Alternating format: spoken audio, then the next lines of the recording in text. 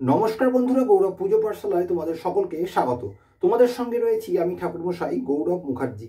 তো তোমাদের বিল্লবৃক্ষের যে পুজো সেটা এবং তার ধ্যান নিয়ে বলার আগে যেটা বলবো, এখনো পর্যন্ত যারা আমার চ্যানেলটিকে লাইক এবং সাবস্ক্রাইব করোনি তারা অবশ্যই চ্যানেলটিকে লাইক এবং সাবস্ক্রাইব করো, এবং যারা ভিডিওটি দেখার পরে সাবস্ক্রাইব করতে ভুলে তারা কিন্তু অবশ্যই চ্যানেলটিকে প্লিজ লাইক এবং সাবস্ক্রাইব করো। এবং যারা ভিডিওটি দেখছো তারা কিন্তু মাঝখান থেকে স্কিপ করবে না, পুরো ভিডিওটি শেষ পর্যন্ত দেখো। তো স্কিপ করলে তোমাদেরই বুঝতে সমস্যা হবে, তাই জন্য স্কিপ করবে না। তো বিল্লবৃক্ষের যে পুজো এবং ধ্যান, এটাই কিন্তু আজকে তোমাদের আলোচনায় থাকবে তোমাদের জন্য।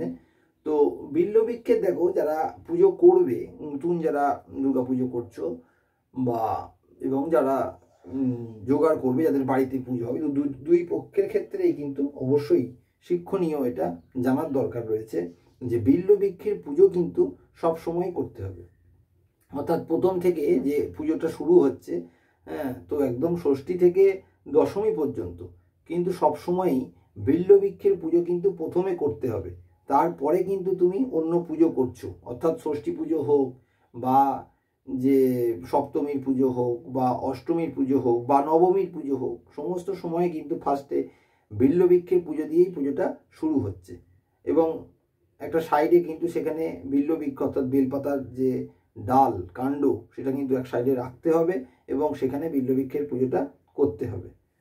তো আগে বিল্লবৃক্ষের যে ধ্যান রয়েছে সেটা তোমাদেরকে বলি। অবশ্যই বিল্লবৃক্ষের ধ্যান হলো ওং চতুর্ভুজাং বিল্লবৃক্ষং রজতাভং বিশ্বস্থিতম নানালঙ্কার সংযুক্তং জটামণ্ডলধারিণম বরাভয়করং দেবং খর্গখট্টাঙ্গধারিণম ব্যাঘ্রচর্মাম্বরধরং শশীমৌলি ত্রিলোচনম। এইভাবেই কিন্তু যে ধ্যানটা রয়েছে এই ধ্যানটা করতে হবে। এই বিল্লবৃক্ষের এই ধ্যানটা করে ওখানে বিল্লবৃক্ষের যে ঘট থাকবে সেখানে বিল্লবৃক্ষের মধ্যে কিন্তু ফুল দিয়ে বিল্লবৃক্ষের পুজোটা করতে হবে। এবং এই বিল্লবৃক্ষের যে পুজোটা হবে এটা কিন্তু বলা রয়েছে যথাশক্তি উপাচারে বিল্লবৃক্ষের কিন্তু পুজো হবে। অর্থাৎ এখানে ষোড়শোপচার বা দশোপচার এটা কিন্তু এইভাবে কিন্তু উল্লেখ নেই কতটা করতে হবে। অবশ্যই এটা পঞ্চোপচারে করলেও হবেই বিল্লবৃক্ষের, পঞ্চোপচার বা বড় জোর দশোপচার করা যেতে পারে।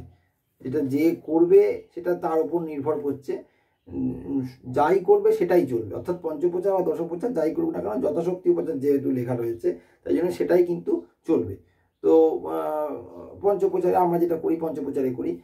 তো অবশ্যই বিল্লবৃক্ষের পুজো করবে পঞ্চোপচারে, অর্থাৎ পাদ্য অর্ঘ্য পাদ্যং নমো অর্ঘ্যং নমো ধূপং নমো দীপং নমো নৈবেদ্যং নমো, এইভাবে কিন্তু পঞ্চোপচারে বিল্লবৃক্ষের পুজোটা করতে হবে। এবং প্রথমে তো ধ্যান করে নিয়ে যেরকম নিয়ম যে ঘটে ফুল দিতে হবে এবং তারপরে কিন্তু বিল্লবৃক্ষে ফুল দিতে হবে। এখানে কিন্তু মস্তকে ফুল দেওয়ার দরকার নেই, কারণ এখানে তো দেবী দুর্গার পুজো করাটাই হচ্ছে মেন, দুর্গার পুজো হচ্ছে, দুর্গার ধ্যান করে কিন্তু ফুল মাথায় দিতে হবে।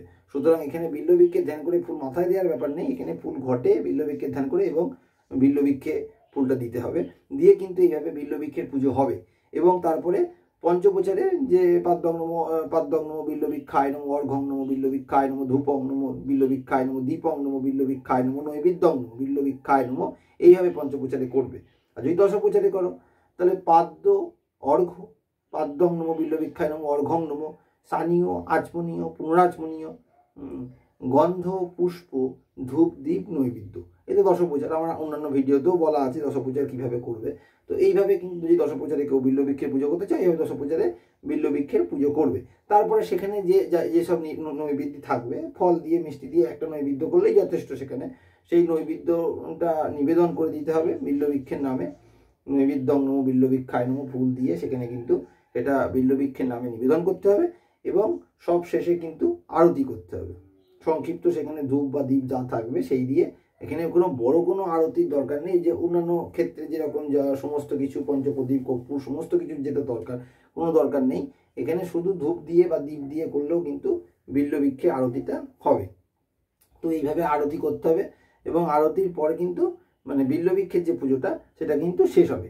এখানে কিন্তু আর বেশি কিছু কোনো উপাচার নেই, এমনি ধ্যান করে পুজো করে পঞ্চোপচার দশোপচার করে এবং তারপরে লাস্টে কিন্তু আরতির মাধ্যমে বিল্লবৃক্ষের পুজোটা সম্পন্ন করতে হবে, এবং এটা কিন্তু সব সময় করতে হবে। একদম প্রথম দিন থেকে, ষষ্ঠীর দিন থেকে যতদিন ধরে দুর্গা পুজোটা চলবে প্রত্যেক দিনই কিন্তু বিল্লবৃক্ষের পুজোটা অবশ্যই মনে করে কিন্তু করে নিতে হবে।